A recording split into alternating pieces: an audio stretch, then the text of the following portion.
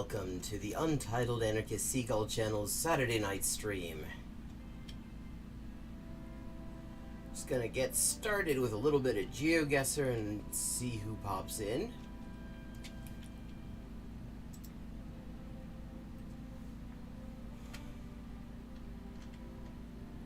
Estamos en Chile, weón. Dimer.cl. Okay, a ver, okay, this looks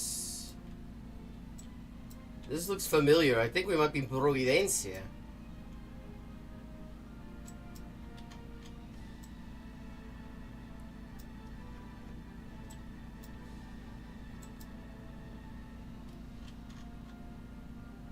Vida Parque, Avenida Presidente Riesco. Yeah, okay. Yeah, Providencia, maybe Las Conde. Hello, None Your Business. How are you doing? Good to see you again.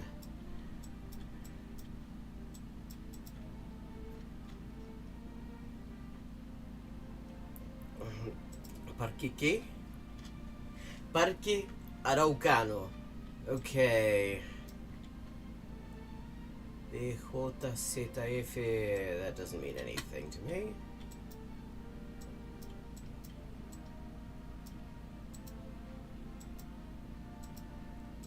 Pero a ver. This looks like Santiago. This could be Sanjatan.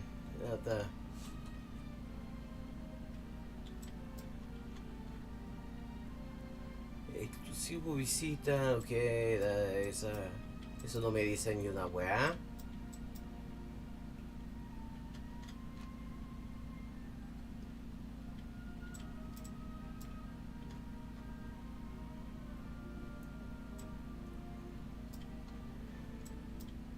Let's see. Las Conde. Claro, estamos en Las Conde, weón. We are in one of Chile's famous children of the corn districts. Absolutely one of the most just creepiest fucking... You see, the ruling class of Chile lives in basically three places. All of them on the east side of Santiago. Las Conde, Lo Barnechea, and what's the other one? Vitacura. And they are like the fucking whitest places you have ever seen. It is really just children of the corn country. Okay.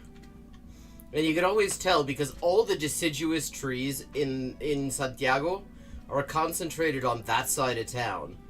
Like, you do not see any trees changing, any leaves changing colors, or often any trees at all on the part of Santiago where practically everybody lives.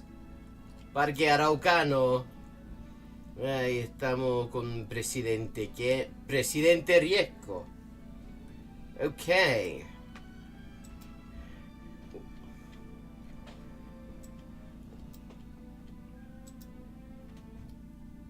And the other thing is, it is not the most pedestrian-friendly place either. Okay, let's see what street that is. Presidente Riesco con Alonso de Córdoba. Oh, fucking hell. Sonríe por tu seguridad, instalaremos cámara de vigilancia, weón. Smile for your safety. We're going to install surveillance cameras. Yeah, right. Yeah, para sacar a los rotos. Cuico de mierda, weón. Okay.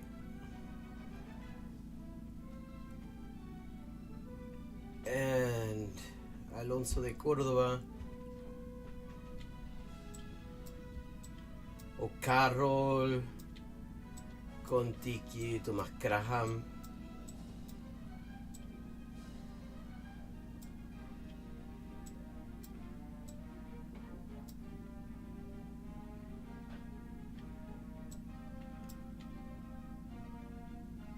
Okay, where the hell is Alonso de Córdoba? Es Presidente Riesco.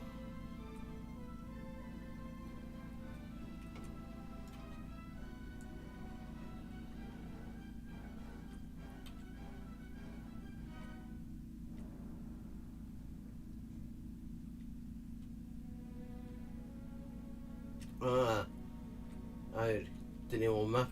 Nuestra Señora del Rosario. Ah, Manquehue. God. It is a seriously creepy. Because it is like the blondest place you will ever go. And the white nationalism is very explicit.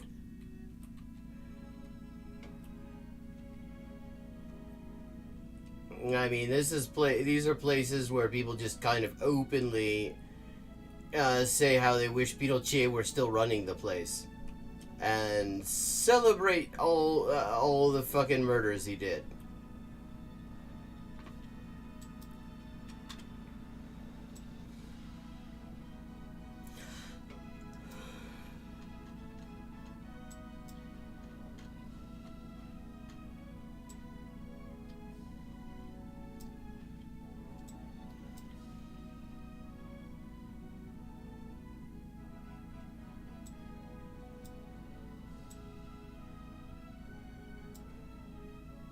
Alonso de Córdoba, ahí estamos.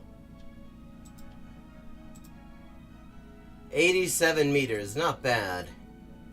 Hola, Geomoraga, qué casualidad, weón. Si Geoguessr nos acaba de llegar de llevar a puta Las Condes, weón. ¿Cómo estáis?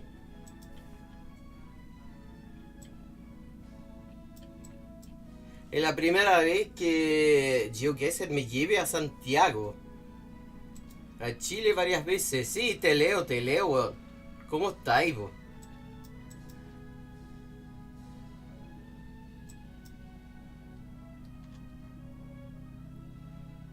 Okay, and now we appear to be a little bit farther north. I'm gonna say this is North America.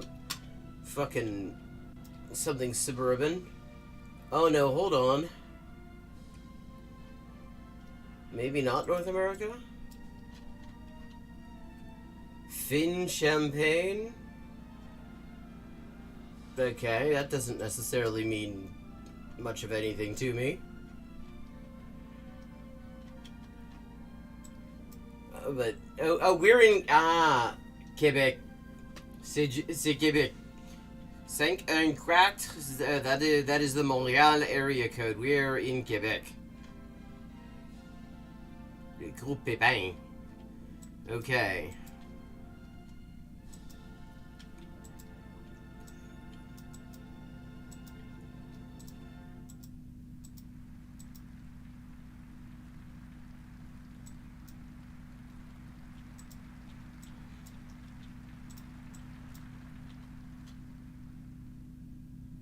Terrain à vendre, bord de l'eau, pied de frontage, vue sur les montagnes. Okay, so we're close enough to Montreal to have a 514 area code, far enough away that there's a mountain view. Tenemos vista a la montaña. Boyer et Gise.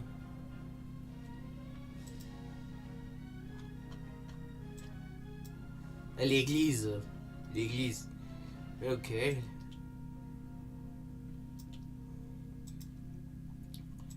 I mean, this isn't far enough. I found to be proper interior. I would say it's probably not farther north than Trois-Rivières.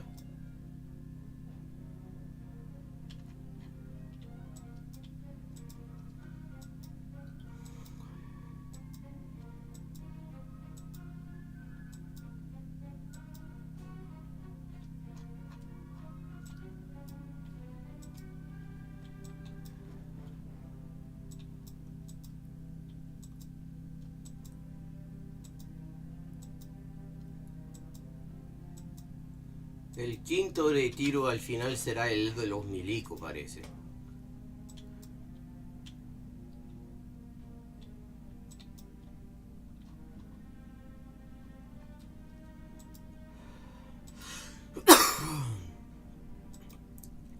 Sorry.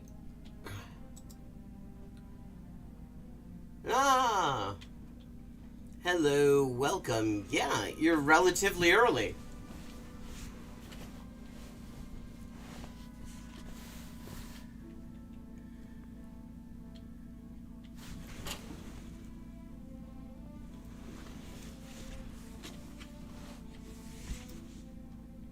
Meet Geo Moraga, a recent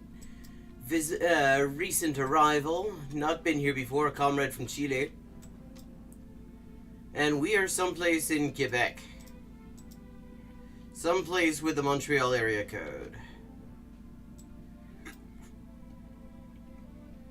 Only place in the world where the stop signs actually say arrêt instead of just stop.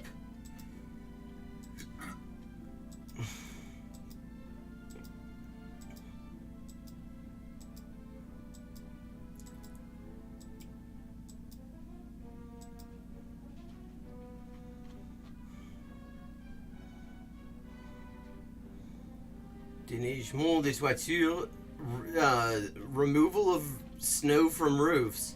That's how you know you're in Canada. When that's a service that people advertise.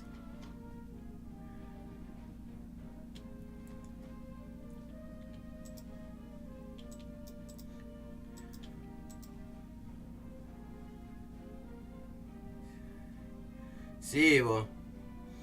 Sí, se nota también es como la única parte de Santiago donde caen las hojas en el otoño, weón. ¿Sabes? Pasé tanto tiempo conociendo Santiago sin ir ni una sola vez a Las Condes. Y luego, para buscar ingredientes, fui a Las Condes y de repente, weón, aquí tienen acaparado todos los árboles deciduosos, weón. Actually, Quebecois French is fascinating because phonetically it is a lot more to do with like the French as it was spoken in the time of Rabelais. They have a lot of vowel distinctions in particular that basically were phased out in Metropolitan French. L'église, okay.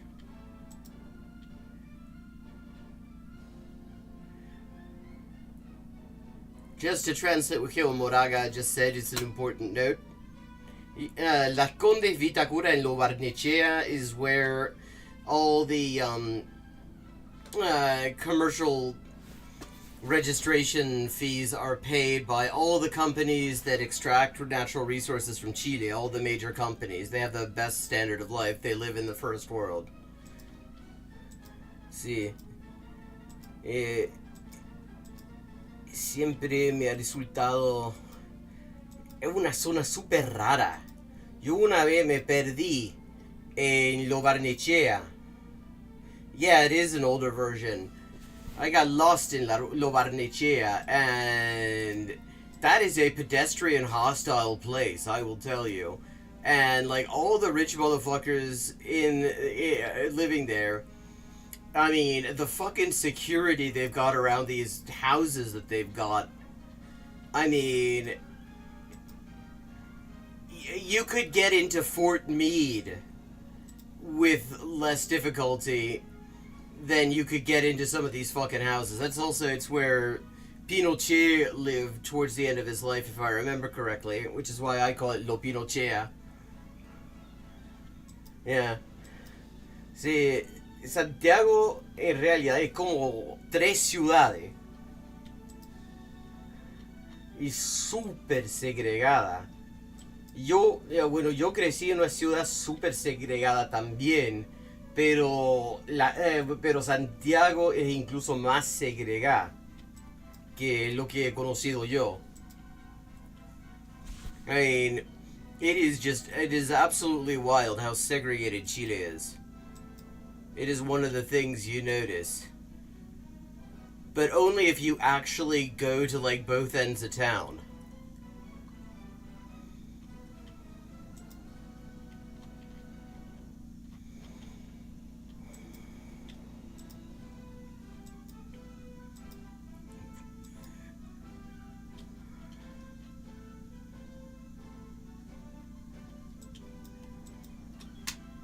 Bueno, a lo sumo van al centro de Santiago para alegar en la moneda o chiparse a los camioneros, weón.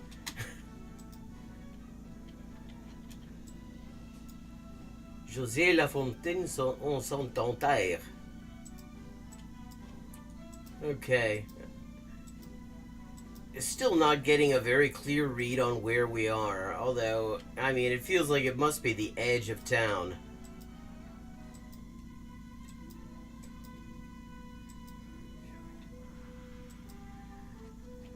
I mean, I've spent time in Santiago in like 3 parts of town. I mean, the 2 main places I've spent time is in like Recoleta, which is just on the sort of the edge of the center. Ah, yes, Chicureo. Oh yeah, Argentina too. And my impression is it's even more racist than Chile. Chile's fucking racist. Like in Chile, like the white supremacists actually like acknowledge that Mapuche exist. In Argentina, the line is that they don't, that they are a British conspiracy to take over Patagonia, with the aid of the Jews, of course. Like, I mean, one of the more ridiculous moments in the current government in Chile was,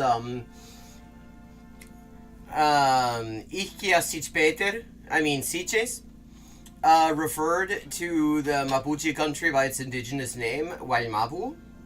And, like, Nazis in Argentina got pissed off about this. And then she apologized. And, like, sort of redefined what Guaymapu meant in order to appease these dickheads. It's...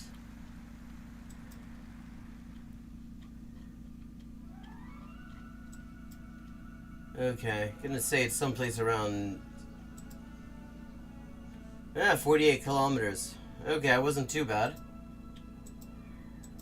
Yeah. Yeah, Chicureo. I've never been to Chicureo. Okay, well now we're in, like, more French. We're in Paris.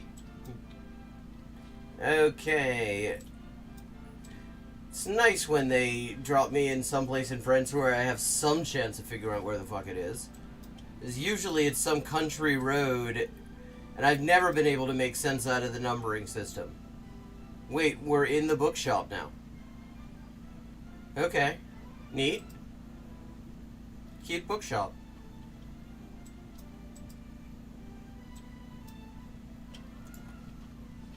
Rue du Théâtre.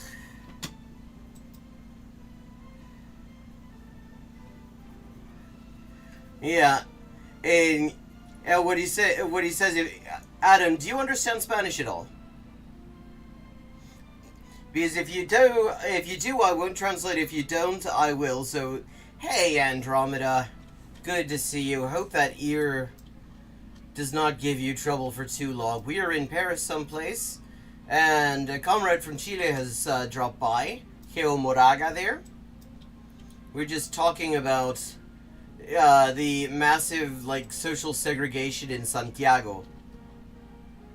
Place Alfred Dreyfus, 15e arrondissement. Okay. There's some chance of finding that. No, it was just a funny coincidence because the first place Geoguessr dropped me, that's Spain, not France, that's not the right place, was Las Condes, which is one of the, like, richest, whitest places in all of fucking Latin America, and creepy as hell as a result. Okay, 13e, 16e, 15e. Rue des Entrepreneurs. Calle Empresario. Well, okay, Avenue Émile Zola. Okay, we can't be too far because I just saw that. So we're looking for Place Dreyfus.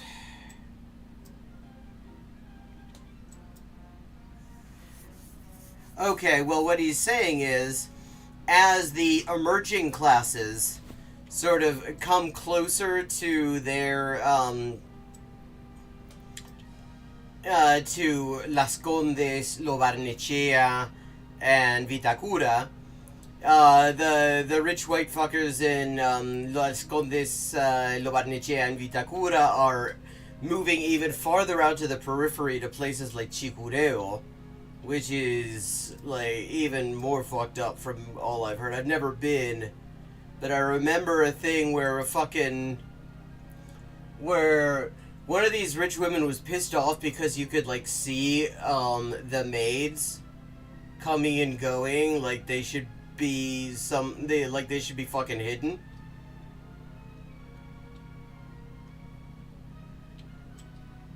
A few years back. It's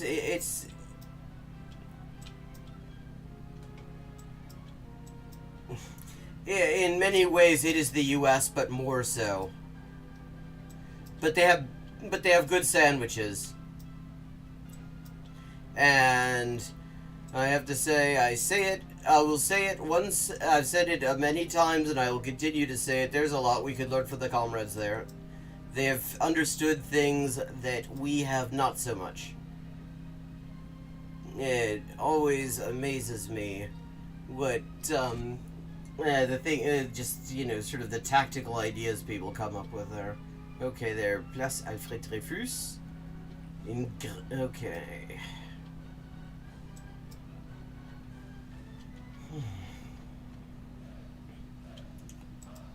How are you other than the ear, Andromeda?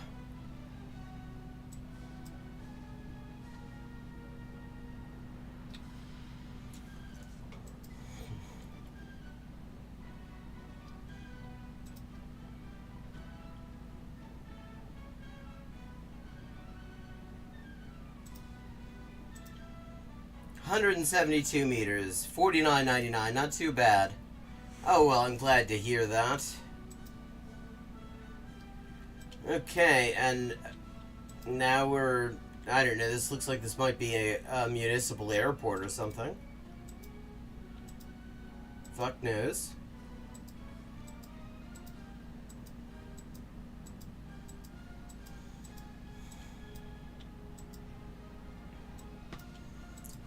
A ver qué tenemos más. Could this be right, Pat? That would be fucking random.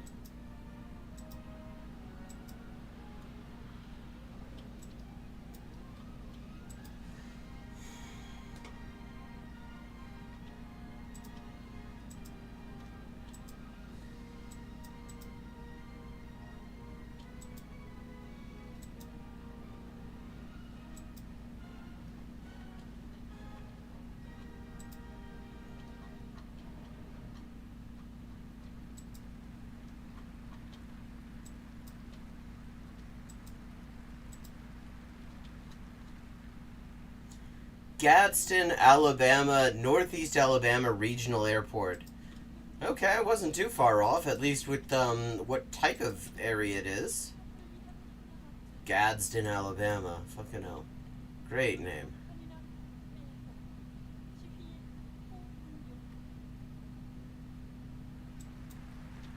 Oh.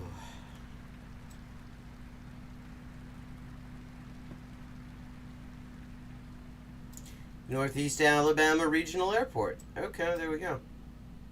So, okay, this must be Steel Station Road then.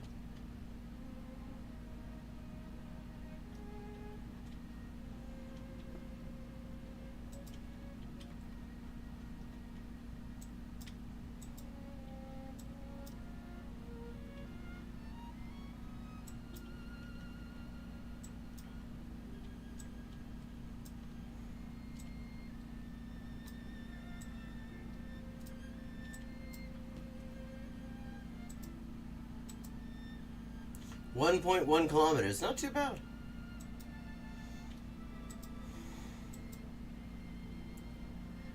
Yeah, I mean, or the don't tread on Sneck flag that all the assholes...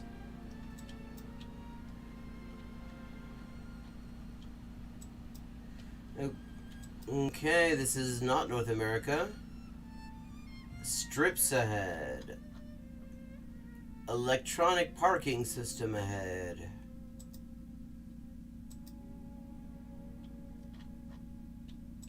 Rejoice. Okay, left-handed driving.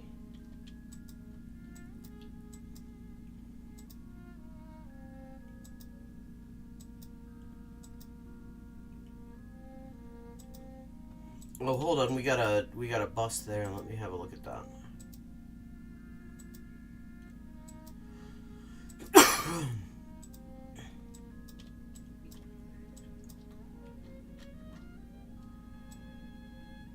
Auxiliary police.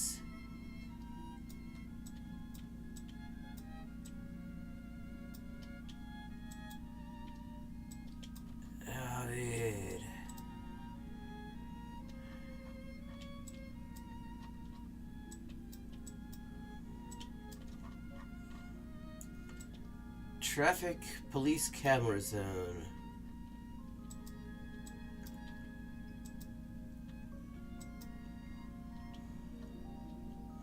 Oh, okay, we got distance signs coming up, it looks like. Have a look at them. They aren't distance signs.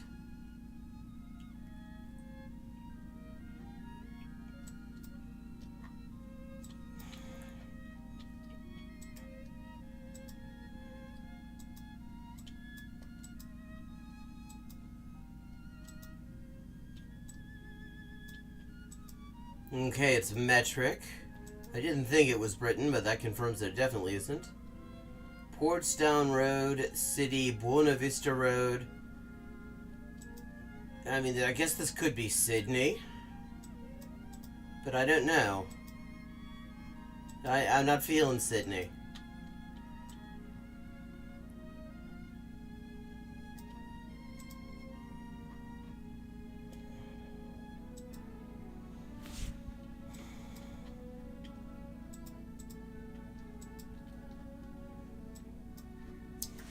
I do that periodically to just... Singapore. That's what I was thinking. Okay, Singapore, South Buena Vista Road.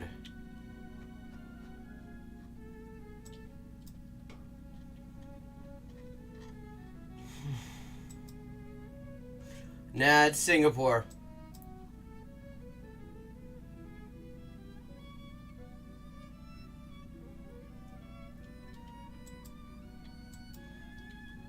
It was to the south of something.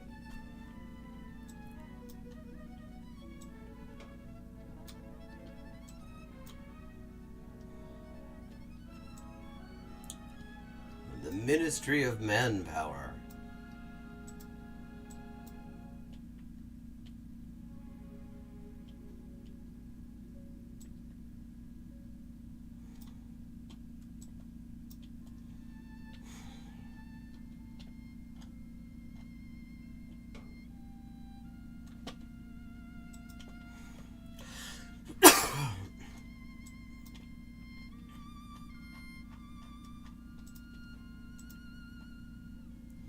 Nice thing about the world map is you can half-ass it much more and still get good pointage.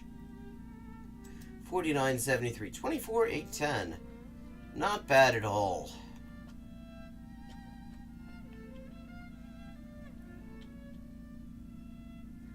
Oh wow, I leveled up. I'm to level 24, whatever that is.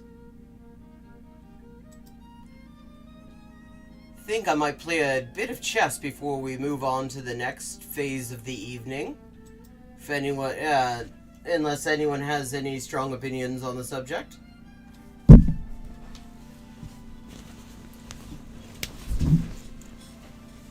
So I haven't streamed chess in a little bit.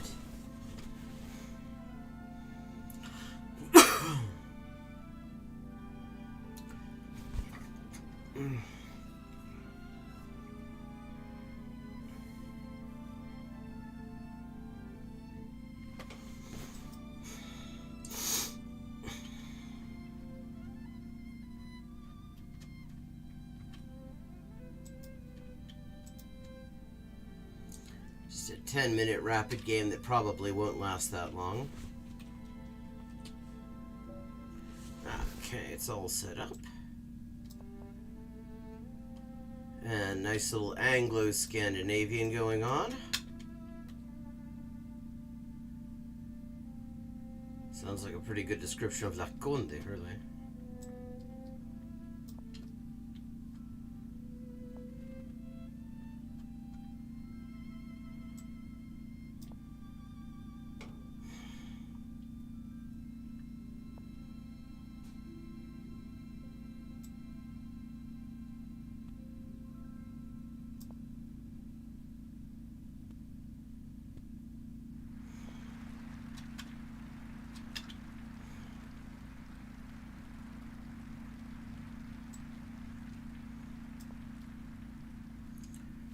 Okay, this is a bit of a non-standard approach to the Anglo-Scandinavian. Oh, I see what the idea there is. Yeah, that's cute.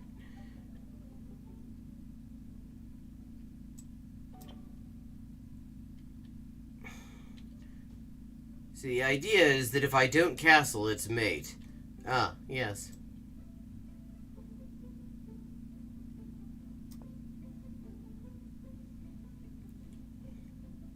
Trouble is, if I do castle and he tries the same plan, then he loses a piece.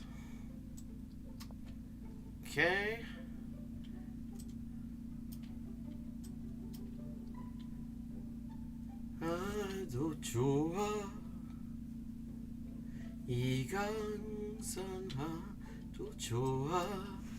Okay, and now I'm up a piece anyway.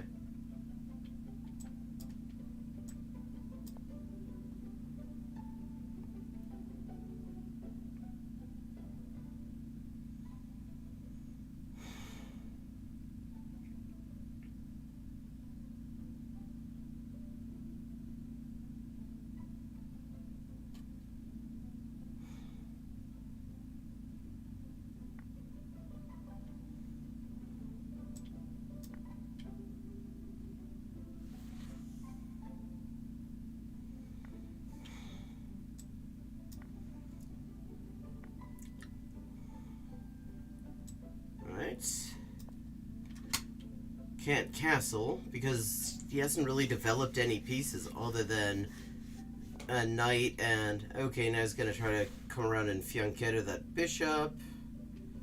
Let's see, what can we do about that? Anything we have to worry about with this knight? Oh yeah, don't much like having it there. That's a bit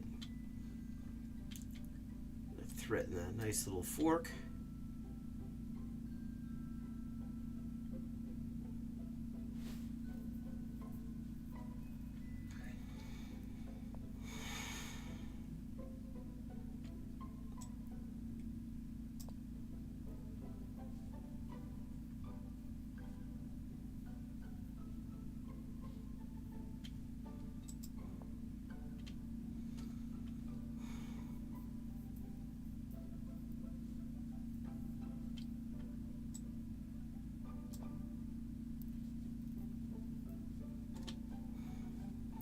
Now, that fianchetto isn't going to work out very well because I can just take the bishop.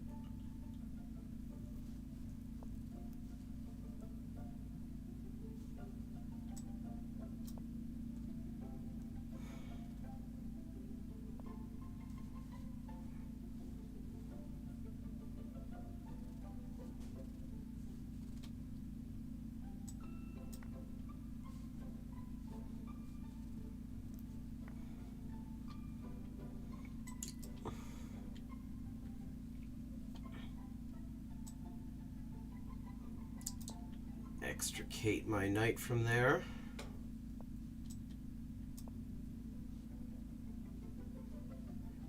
Meanwhile, this king is getting more and more out into the woods.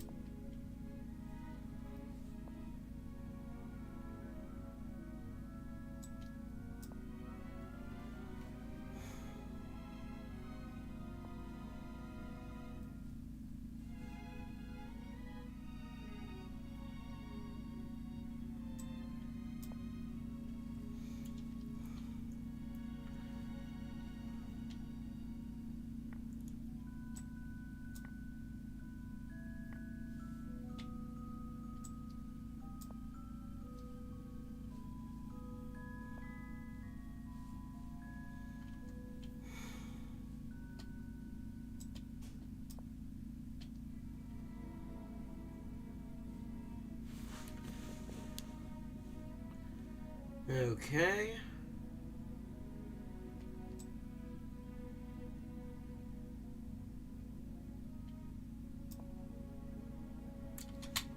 Gonna box this king in a little bit.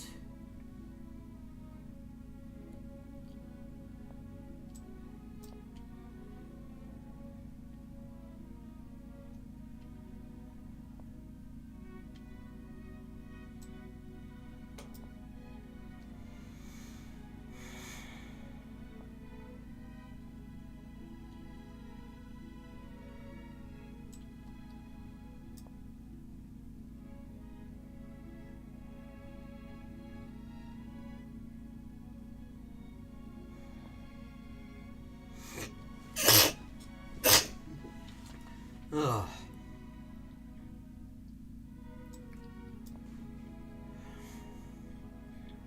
Sorry.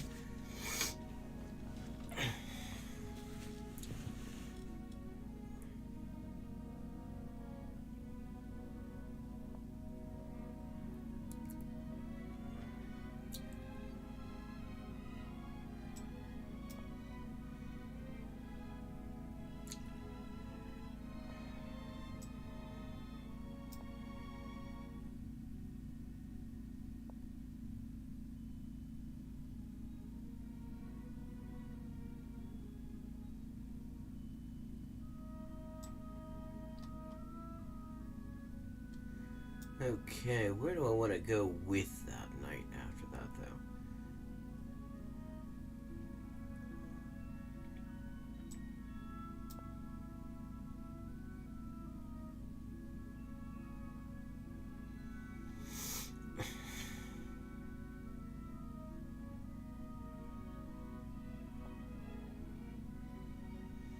Oh, that's not a bad place to be going with it, certainly.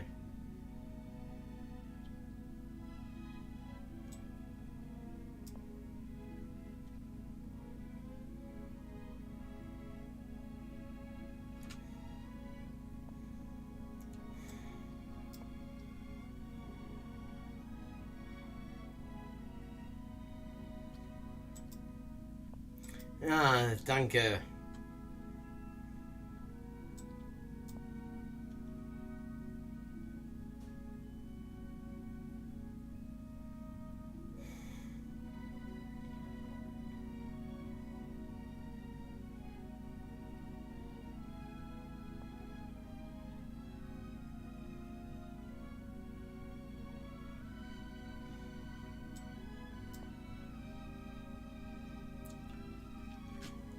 Okay. Fairly even on time here.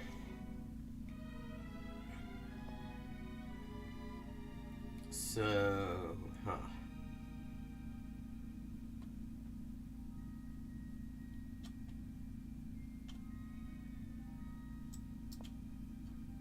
let's just move those pawns, keep them connected.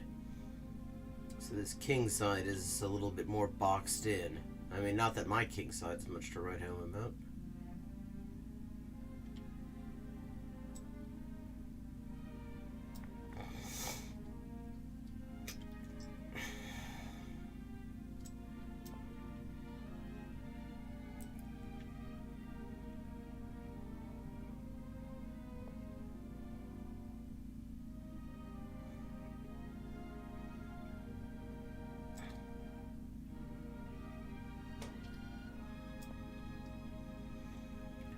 Can't check me with that rook because my knight covers it.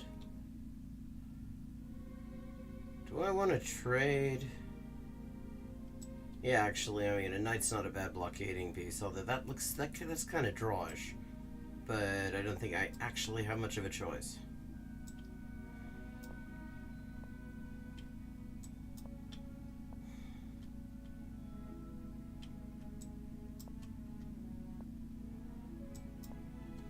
Let's get that outside pass pawn first.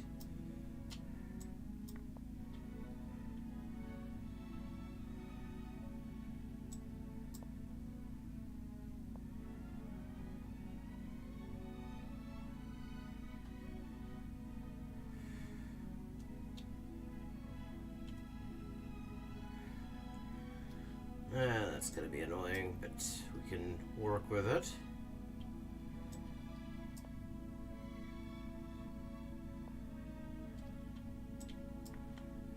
Just have to...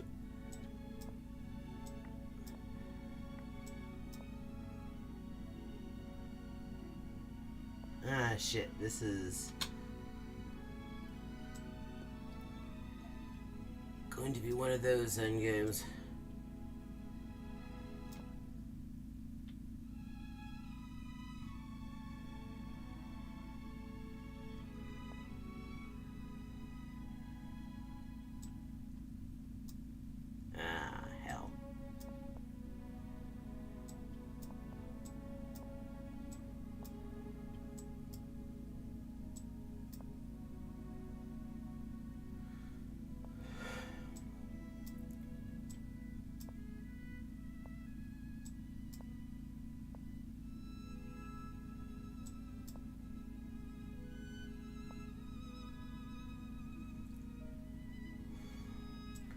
Let's see. Can I get a stalemate out of this at least?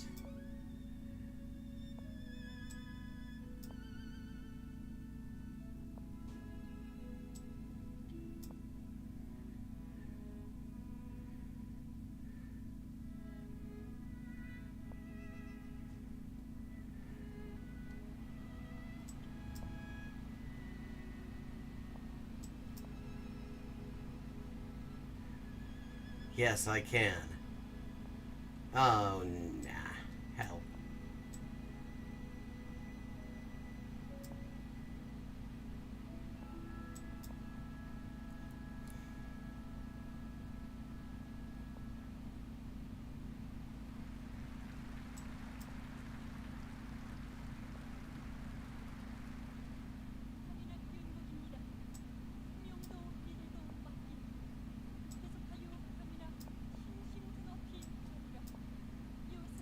Okay, fuck it, we're resigning. GG.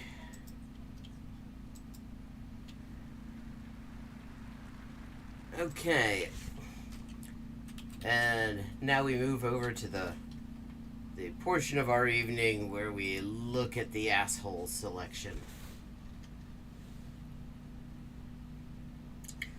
Chris Elise, I'm a pro sports photographer. Wokeism is ruining sports. I'm insulted that I share a name sort of with this guy. Okay, we've got Tim Poole talking about the overturning of Roe versus Wade. That should be good for just absolute crap. I think we might go with that one.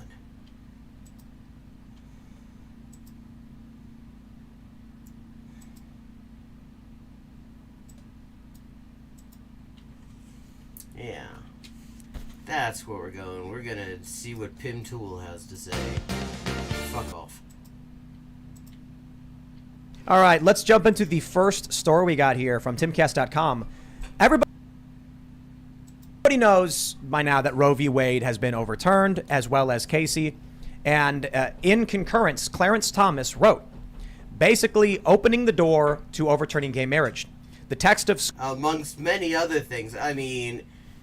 One thing that, if you pay any attention to the sort of discussions that are happening amongst lawyers at the moment, see, the language, the argument that was made is that you can't derive any rights out of the 14th Amendment that were not clearly established when the 14th Amendment was signed, which is in the fucking late 1860s, which calls all sorts of shit into question.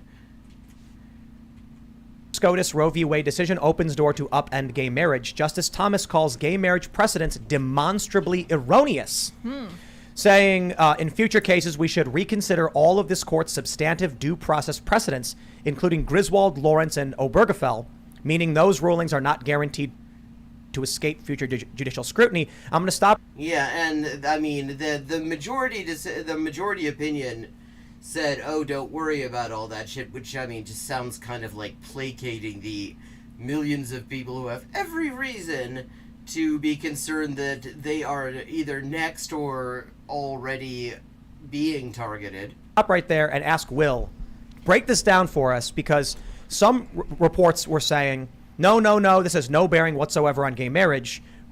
But it certainly sounds like Clarence Thomas was like, man, we should overturn those wrongs. So yeah, I mean, and the thing is, he's being consistent. If you follow the majority's opinion and you're consistent with it, then yeah, everything from fucking gay marriage to women's right to own property in their own name is very much up for fucking grabs.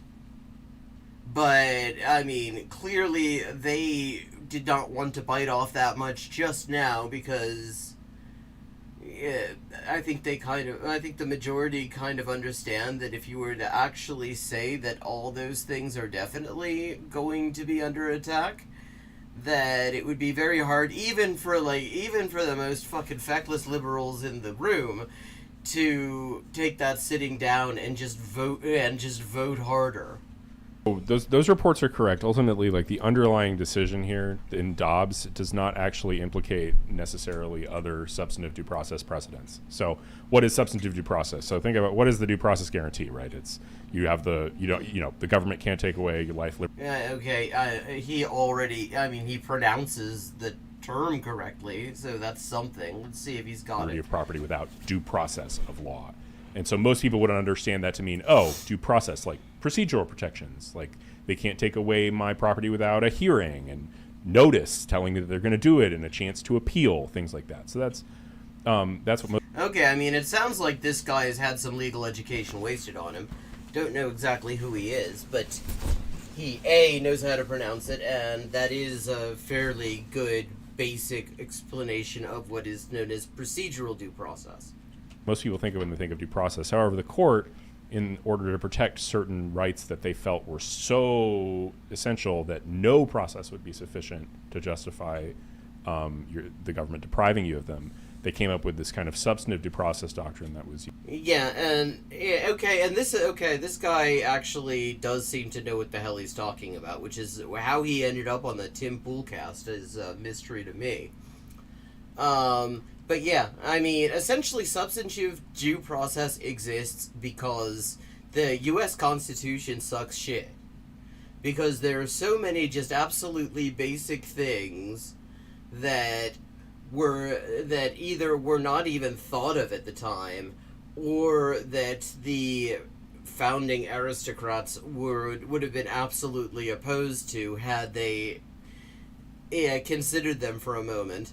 And so, I mean, it actually really is not a particularly good constitution. I mean, you get this idea.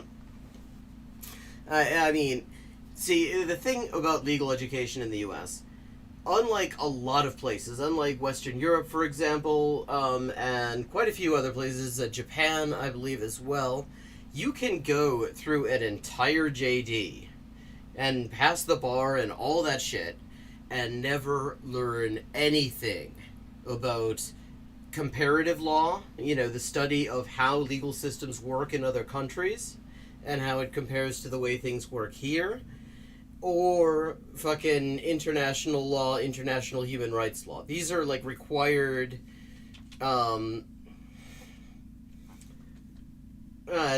these are required subjects in a lot of the world.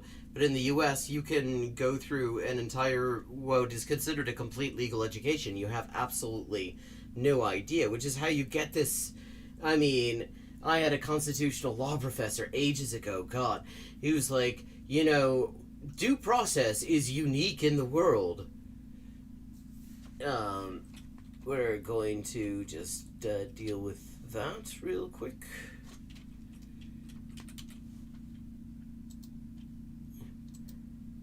Deal with that.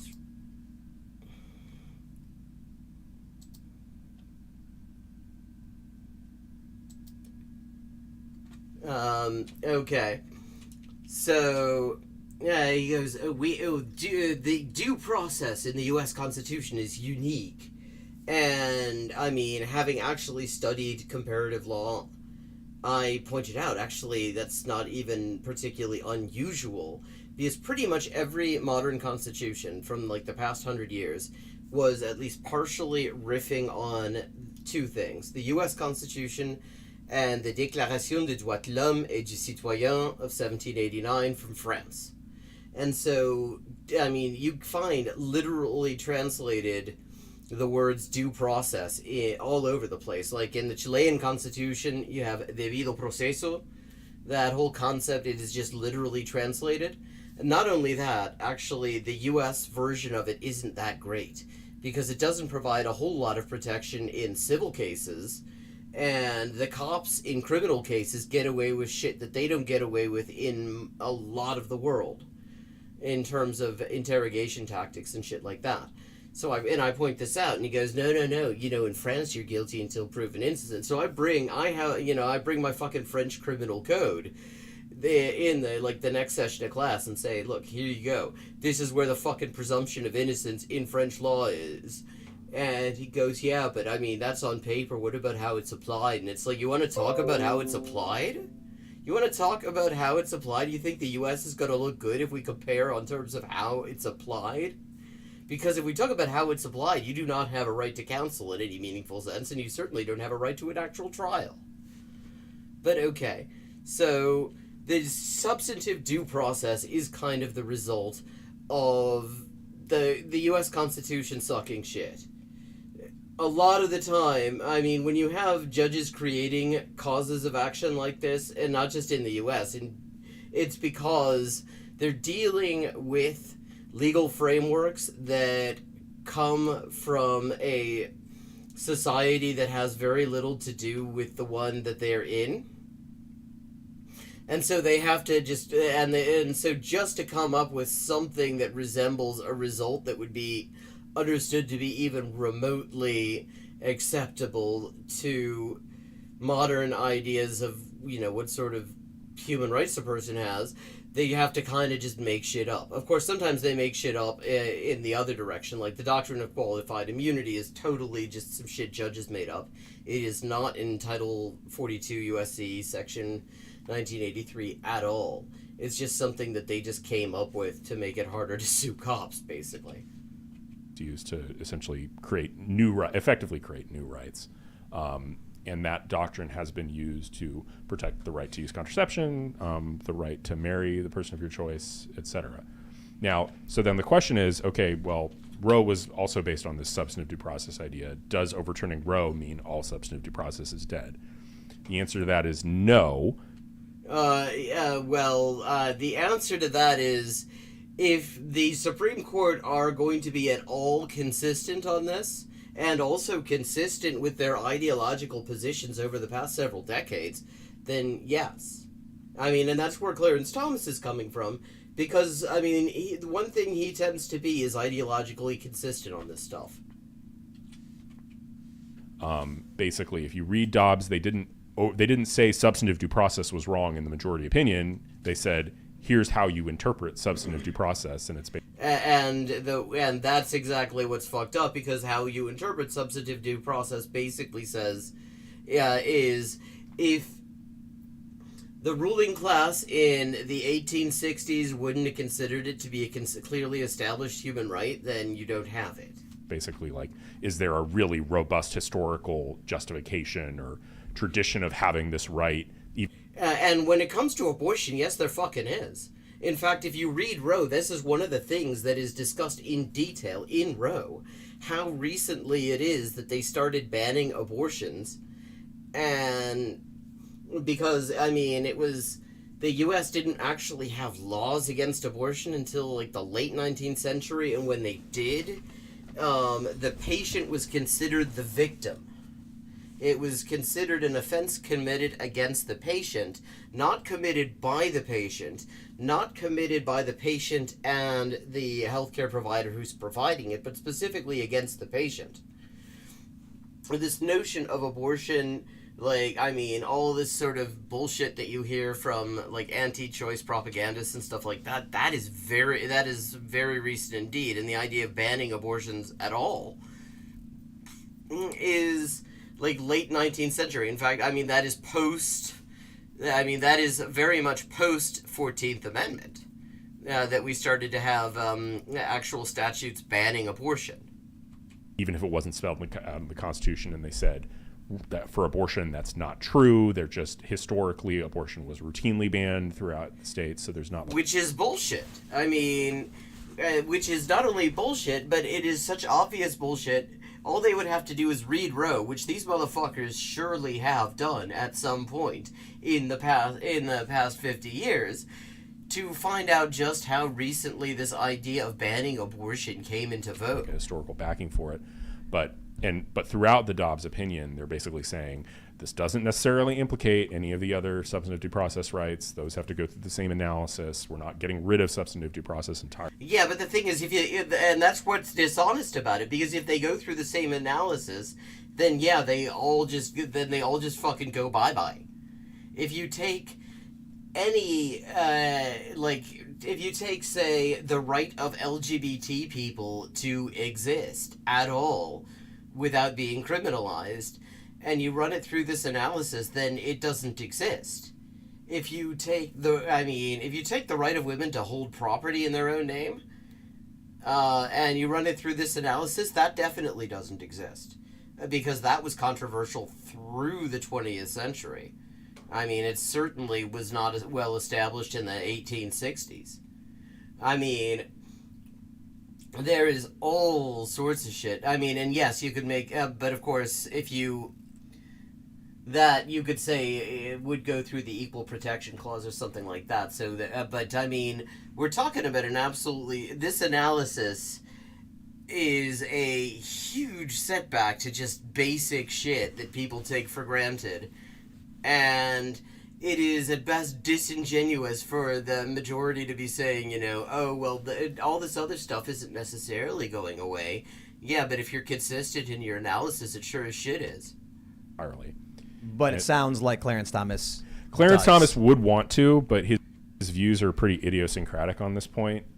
They're not I mean, they're all okay, all the people in the majority have idiosyncratic views, by which I mean they're fucking reactionaries who literally, I mean, first of all, they're extremely intellectually dishonest. They talk about originalism, except when originalism goes the wrong way, then suddenly they're not. And, they are happy to talk about what they think people who died before the wireless telegraph might have thought about email, but they are very resistant to the idea of looking at the legislative history of a statute that was passed by Congress last week, because you can't figure out anything out of that. Suddenly they become fucking Derrida. So, I mean, in terms, compared to the views of the population as a whole, they are all idiosyncratic as shit. But Thomas is ideologically consistent. That is his argument in his concurrence. He's just saying, if you're consistent, then yes, all those things are up for grabs. Among the justices, I actually, as a legal matter, I kind of agree with Clarence Thomas in the sense that I think substantive due process as a doctrine is incoherent nonsense. But you're a bad person. I know, but that said, well, yeah, I mean, I don't think, if you had a court case to try and overturn Obergefell on the grounds that substantive due process should incoherent, and I think that would lose 8-1. Can I ask about what about? I seriously doubt that. I think that they would hold off on hearing a case on that, because I have a feeling that they probably want to sort of gauge the fallout and see how this works out. Because the Supreme Court, for the most part, can just choose what cases they hear. They don't have to hear anything except for a vanishingly small number of original jurisdiction cases. Other than that, they just pick and choose. They can pick any case they want. They can turn down any case they want. So I have a feeling they might just wait on that. But, I mean, they would have a hell of a time explaining why Obergefell is okay, but Roe isn't, based on their analysis in Dobbs. It would be totally inconsistent. What about interracial marriages? How was that decided? That was the Equal Protection Clause. A lot of people have been bringing that up, bringing up Loving versus Virginia, and now, and here's the thing, this is where, like, on the one hand, these people are, you know, hardline reactionary ideologues. On the other hand, they do think to a certain, they do think in these legal juridical categories. So substantive due process is nothing to do with Loving versus Virginia. Loving versus Virginia was an equal protection clause case. Now, they may very well want to get rid of that, but they would have to, but I mean, you couldn't use the Dobbs analysis specifically to go after that. It would be a slightly different analysis. I mean, but the thing is, since they are infallible, all-powerful fucking God Kings, I mean, they don't have to be all that consistent. They can just say whatever bullshit they want. The interracial marriage question decided in that same sense. So I think interracial marriage, and I'm have to reach back because I haven't read Loving versus Virginia, which is the relevant case in a while, but I think that's an equal protection case, and that's a yeah. I mean, and in fact, it is. That's a distinct doctrine, right? So kind of, you know, substantive due process is some rights are so important they cannot be deprived of you no matter what. Equal protection is people must be treated the same way. Right? And of course, you could very broadly, you could say, you could apply one of the key aspects of their analysis to it and say, since what they're saying is that if it wasn't like considered clearly established at the time that the 14th Amendment was signed, then it doesn't exist as a right. So they could say, and there is actually, I mean, this sort of right-wing Federalist Society approach to the Equal Protection Clause, which is very similar, which says that clearly, look at all the fucking discrimination that was going on at the time. Clearly, they were not looking to ban those things because they continued doing them. And in fact, the Supreme Court actually heard a bunch of equal protection cases that you would think, with the Equal Protection Clause in effect, would be pretty obvious wins for the people claiming, opposing the discrimination. Like, there was a case, Blackwell and Illinois, I think it was, a woman who wanted to be admitted to the bar. She'd met all the requirements, but she was denied because she was a woman. And so she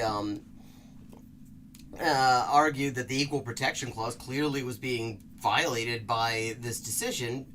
And they said, no, that's not what the Equal Protection Clause means, honey. And they came with this really just long thing that was just a fucking vindication of Victorian ideas about fucking gender roles. And that somehow, and used that as a justification for why it did not breach equal protection. But the thing is, and you could actually, if you were applying this ridiculous optic to equal protection cases, then yeah. I mean, you could also say, well, did people, when they were signing the Equal Protection Clause, think that they were legalizing interracial marriage? Or something like that? And chances are they did not. In fact, I would actually, given that this was specifically a post-Civil War package of amendments that was about establishing the legal status of the Confederate states that had surrendered and of the formerly enslaved people, that, in fact, I would be absolutely shocked if interracial marriage was not discussed in the floor debates on the amendment, and, in fact, people were probably reassured that it wasn't that wasn't anything to do with it. I could totally see that. I'm not saying that that's the case. I have not looked into the enactment history all that much. But, so, I mean, you could actually, is the thing. But it would not be to do with substantive due process. It would just be to do with this ridiculous idea that we should be tethered to whatever ideas about human rights existed 170 fucking years ago. Right. You can't, if there is an existing right, you can't deprive it arbitrarily to one subset of people. Isn't that the argument in Obergefell? So I think Obergefell is like this weird mishmash of both substantive due process and equal protection, because Anthony Kennedy was not May he rest in peace. Or no, he's still alive. Anthony Kennedy. Pity, really, because he sucks shit. I mean, he actually signed off on the worst attack. He was the writer, in the majority opinion, the worst attack on abortion rights we had before a couple of days ago, in Gonzalez and Carhart, which massively undermined Roe by saying that you didn't need to necessarily include health exceptions in abortion bans. It was about the so-called Partial Abortion Ban Act. And it was an absolutely horrible opinion. And Kennedy, liberals fall over themselves for him because he occasionally was on the right side of things, but he was on the wrong side of things much more often. I mean, he's why we had George W. Bush in the White House, for fuck's sake. And he just retired. Anthony Kennedy was what a not. shout out. Sorry, he's still alive. Wrote a bunch of really terrible decisions from a legal perspective. I mean, it's not even outcome. I don't care. He was more. Yeah. I have a feeling. See, the thing is, as I said, he has a mixed history, so it is possible for right-wingers will also be pissed off about about Kennedy's decisions, because of the times he actually came out on the right side of history. More conservative than not, but just reading his opinions was like reading a bad writer, somebody who just wasn't very smart. And so you read. Well, I mean, that's just reading judicial opinions. The idea that these are great intellectuals is just complete nonsense.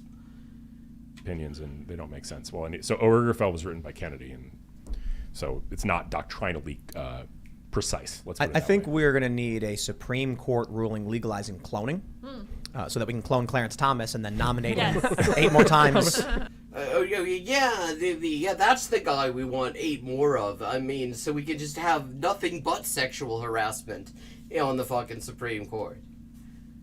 I mean, at least it would make oral arguments easy, because the thing about Clarence Thomas is he's kind of famous for never really saying anything in oral arguments.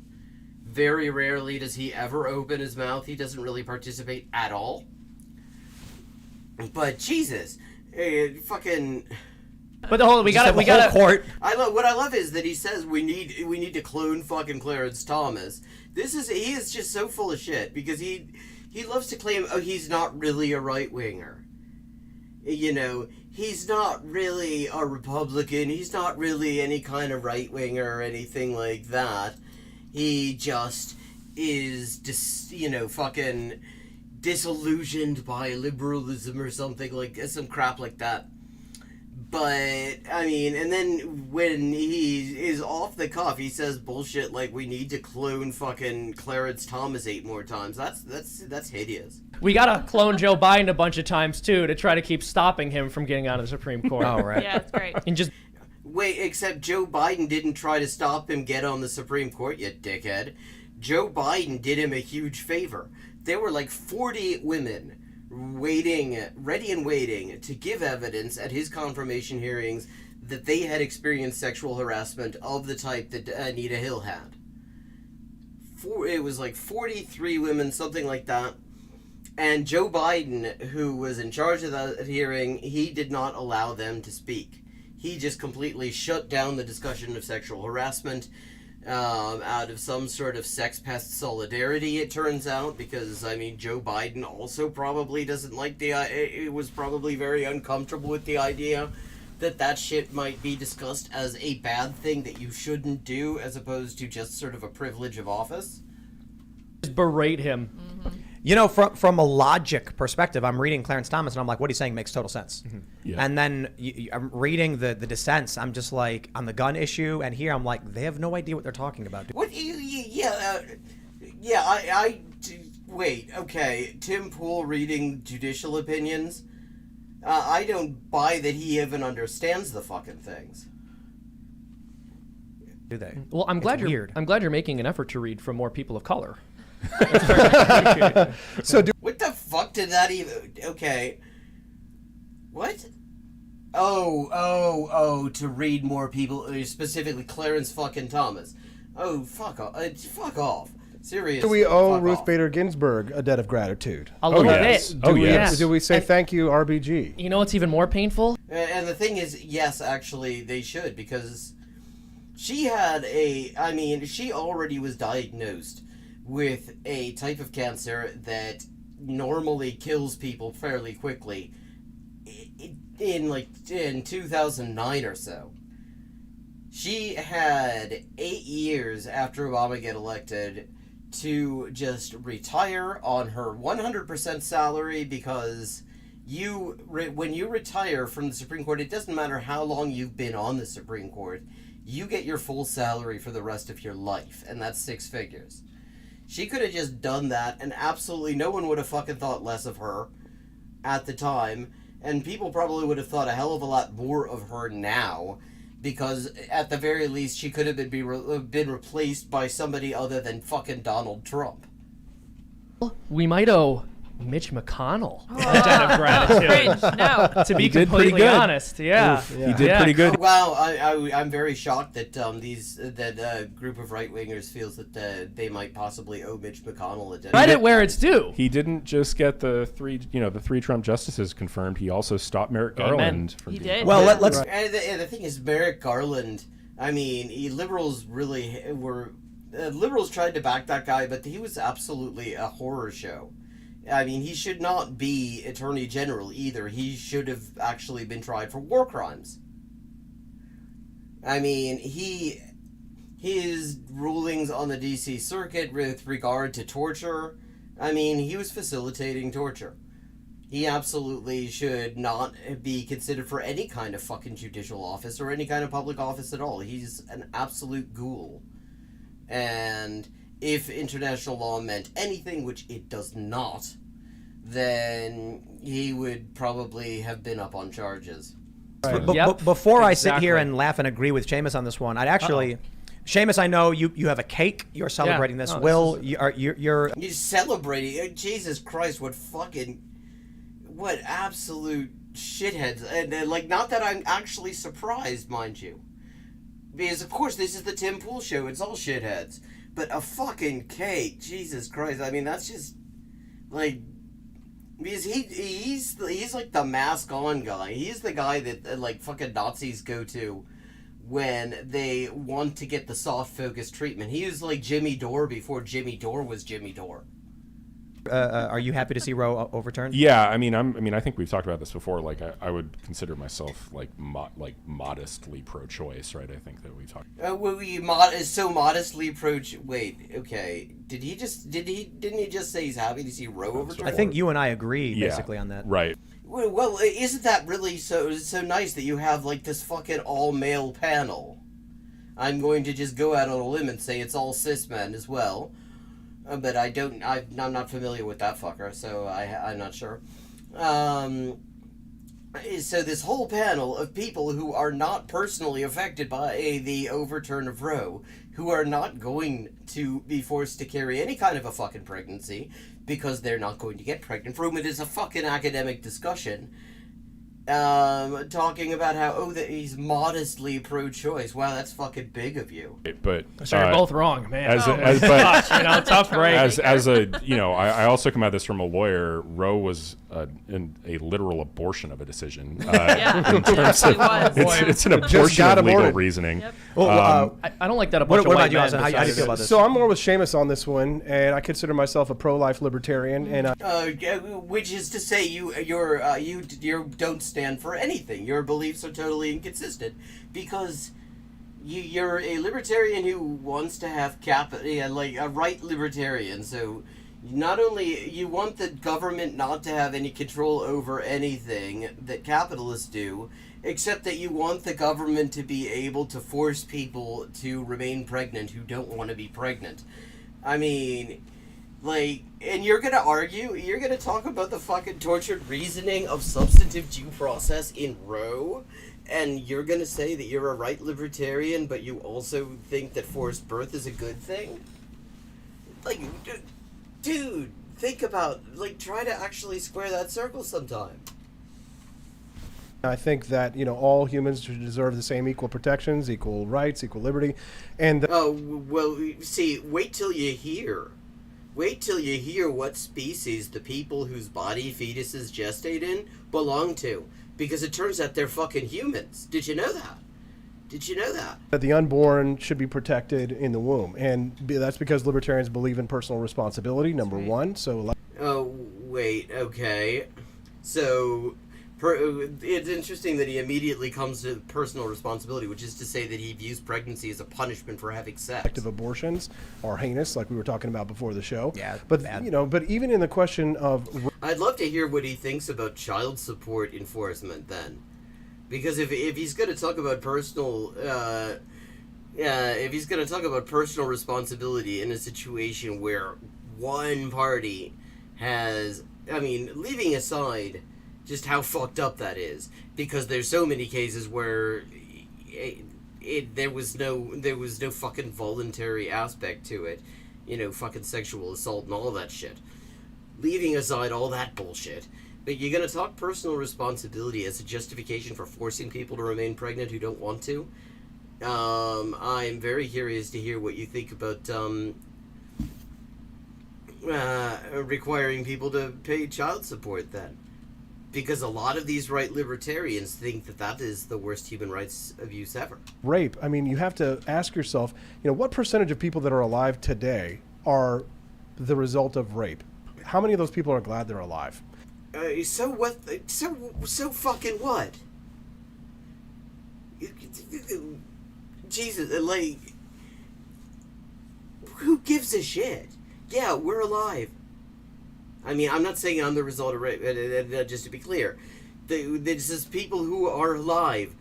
So it's completely fucking irrelevant, because the people who like the fucking pregnancies that resulted from rape and were terminated, those people didn't, they didn't become fucking people. So, yeah, I'm very comfortable saying their fucking opinion doesn't matter, because they don't have one. Because they didn't actually come into fucking existence. How many of those people would say, I'm so thankful to be here and that I'm glad that they decided to adopt? My little sister, for example, I hope she doesn't mind that I talk about this, but it's kind of an open family thing. She's adopted. My parents and her family, they had to have a conversation to try and get her the mother to not to kill her. Wow. Yeah, I mean... mine occasionally had some complications in that regard as well. But, I mean, I've been in arguments with these sorts of right libertarians on the subject of abortion, and one of the things that comes up is that they think that, men should have an absolute right to decide whether they want to pay child support for a pregnancy, no matter what they think of the fucking pregnancy. No matter whether they, think it should be continued or not. And then they said, please don't do that. And then once she was born, the mother didn't want her, gave her to the babysitter. And, I remember... And, I mean, and she ended up with your fucking family. I mean, maybe the rest of his family's decent, and, yeah, he's the odd one out, but Jesus. Ending up in the same house as this dickhead is not an advertisement for adoption.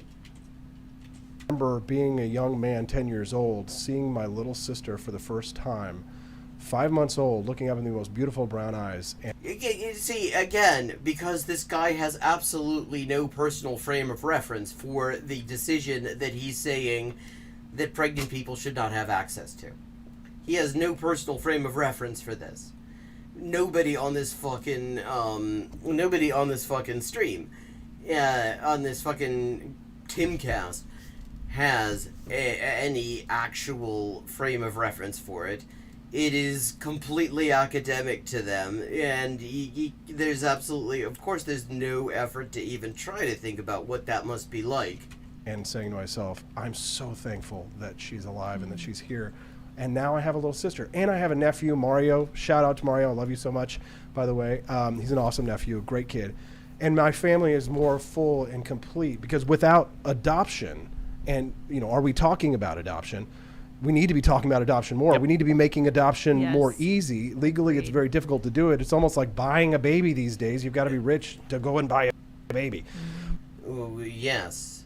But we should be talking about that. We should be protecting life. We should look at life as a consistent ethic. And I believe Wait, okay, a right libertarian's gonna talk about having consistent ethics. in a consistent pro-life ethic. Not because I'm religious, because I'm not, but but because you're a prick. because I do believe that all humans deserve the same individual natural rights and they should be protected from Except you're literally not saying that, because the only way that you can force people to remain pregnant is if you're saying that pregnancy deprives you of all those natural human rights. reasonable idea of conception until natural death. So, Ian, as Also, conception, it's worth noting, is a bullshit term. They do not use it in medicine. It is a religious term. In medicine, we talk about implantation. There is fertilization, and then there's implantation. Because the thing is that not every fertilized egg actually makes it that far. Quite a few fertilized eggs are flushed out during the fucking menstrual cycle. Yeah, he's right about that. And, of course, he doesn't mention, because it's also just a bunch of fucking white guys, that there is there's an entire demographic of kids more likely to be in need of a home because they've been taken out of their homes or because they've been orphaned or whatever, and extremely unlikely to ever be adopted because we live in a fucking horrible racist shit show of a society. I don't think you're as politically active as anyone else here. I'm curious, are you happy to see Roe v. Wade overturned? Well, I got mixed feelings. It's not. Wow. Tell me more about your mixed feelings, dude who does not have to deal with the fucking fallout from this. Making abortion illegal, and I think that's something people got to realize. It's just giving the states the ability to choose. I think that It is actually making abortion illegal, though, because the thing is there are quite a few states. First of all, why should the states have the authority to choose in the first place? But there are quite a few states that had laws on the books that said the minute Roe is gone, this takes effect, and it has created a situation in the U.S. right now where child marriage is legal in more states than abortion at this point. less abortion is a good thing. I don't know if making it illegal is going to make less abortion. It probably No, it isn't. I mean, that's just guaranteed that it's not. will in the long run. And I think late-term abortions are absolutely gruesome. And they only happen when there is actually a serious risk to the life or health of the patient.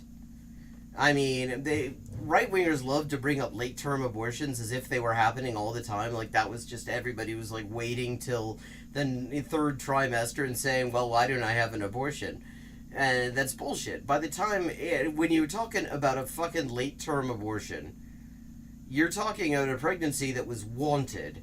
A pregnancy that was fucking, that is, a birth that's looked forward to, and it turns out the fetus isn't gonna make it. You've got a fucking dead fetus in you. Or, maybe the fetus could possibly make it, but you won't. Or all sorts of other fucked up situations. And they just throw this around like a fucking schmata. Barbaric. I mean, you're a full-grown human at like 4 months or 5 months. That's like a small human being at 5 months. Yeah. You see it. It's like living and moving and all that stuff. No, that's actually not true. I mean... But I don't know. I wasn't. bullshit. I was expecting it once it leaked. I Right, still got we mixed knew. feelings. I want to talk about the legal implications of this because I want to know more. And alas, it is time for us. Yeah, exactly. I mean, late-term abortion is something, and I mean, it's the same thing with this. What assholes, these right-wing assholes call partial birth abortion. It's called intact dilation and extraction, and the Democrats did not defend that, even though that is a procedure that literally only exists for situations where the patient, the pregnant person, is at high risk. Unless something is done. See, I don't know. I don't know if that's a good thing. I mean, these people yes, Andromeda, I agree. These are revolting. the fact that he has lined up this fucking all-male panel to discuss this. He does occasionally have women on. I mean, not that I'm saying that the quality of the women he has on is great. I mean, there was fucking Ariel Scarcella, the fucking gay rights pioneer who didn't know what Stonewall was. I mean, they're all just they're all just hopelessly full of shit. But, I mean, he decides to have a fucking all-male panel discuss this, and that is just, I mean, that is, honestly, that shouldn't shock me, but it's like, Jesus Christ. I mean, and just talking about this calmly, it's like, I have a sister who has had 2 absolutely wonderful daughters, and each pregnancy has been higher risk than the last. I mean, we were all fucking worried about her during the second one because there was just all sorts of shit going wrong. Yeah, I mean, I could kind of see, even if they actually, oh yeah, I mean, not as many as cisgender men though.